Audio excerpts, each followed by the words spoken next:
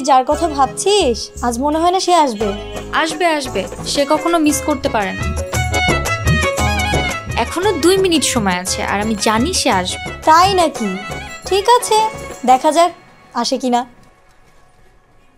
মন বোঝে না বোঝে না।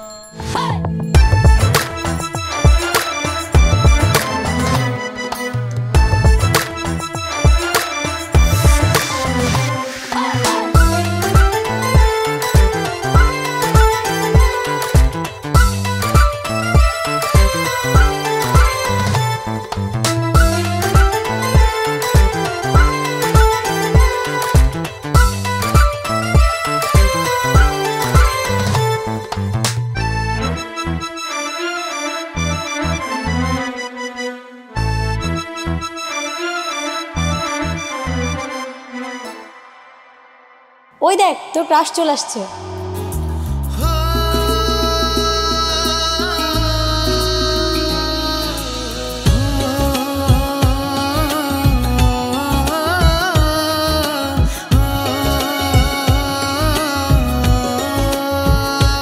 ও আমার ক্রাশ না বেয়াদব, আমি ওর ক্রাশ।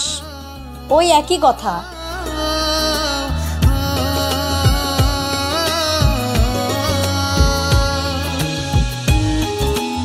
এত গলে যাস না, লোকটার হজম হবে না। চল।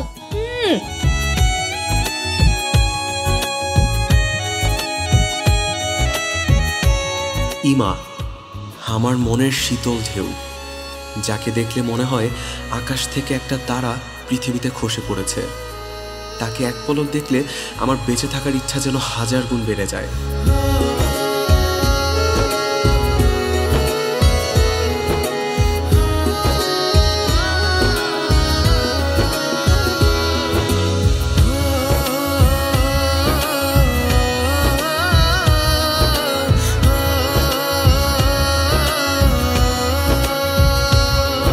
কি ভাবছো খাওয়ার সময়? কিছু না বাবা। খাওয়ার সময় খাওয়া বাদ দিয়ে অন্য কিছু চিন্তা করা আমি একদম পছন্দ করি না। আগে চিন্তা করবে তারপর খাবে।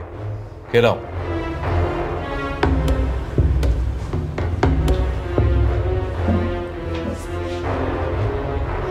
তুমি সবসময় মেয়েটার সাথে এরকম কেন করো? ভালো লাগে না।